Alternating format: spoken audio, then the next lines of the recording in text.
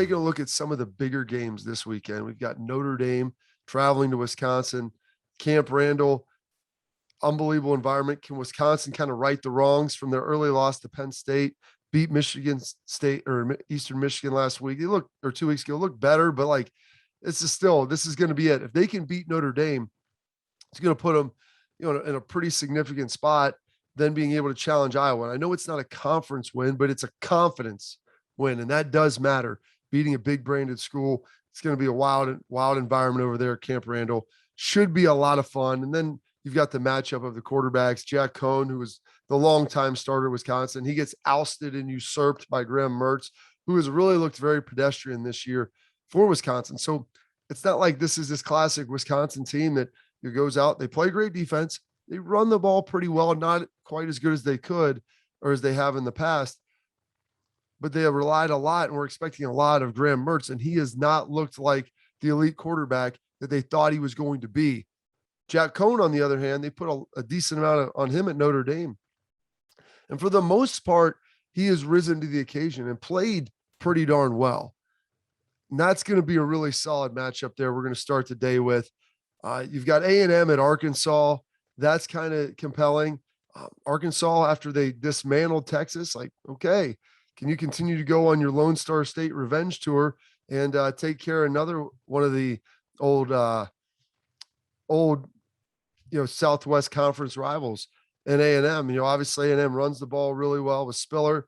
They're doing a good job. Arkansas, they beat Texas. They've got KJ Jefferson. He gets it done with his legs about as much as his arms, and their quarterback. I think that's another game that could be a little bit of an intrigue. And believe me, A&M's favored by a decent chunk in this game, but I think it's one that could be possibly a little bit closer than what people think, especially I believe this game is in Arkansas. And so when you get these home games, you get people that are fired up, a fan base that believes that's going to get behind their players, going to make a difference. That makes a difference. It's one of the things that we have seen in these motifs, that you see, these themes that you begin to see throughout college football that are beginning to transcend. Where you play games matters. In 2020, it's really tough to kind of pull any information or any data points from it because it was just such a different year, who was on the field and the environments of which you were playing in.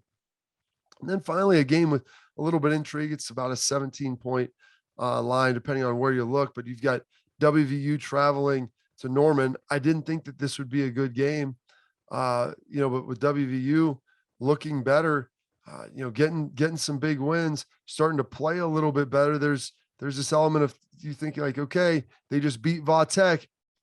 OU struggled against Nebraska. Is this a get right game for OU? Be able to bounce back, able to play a little bit better? Or is this a situation where, it's kind of a one-off? They're going to go into Norman. OU will be right. Spencer Rattler will run all over them, and Lincoln Riley will be able to dial it up, and they'll be able to get a big win. So, those are some of the intriguing games, intriguing matchups. Not a lot that you're going to find on this college football slate that's going to really get you excited this weekend. So you're going to have to find some, and inevitably there will be good games. It's always how it works. It's just trying to identify and find them. And will those good games, will there be good games of consequence? Meaning, will they have a tangible, real impact on the college football playoff and eventually how this thing will shake out at the end?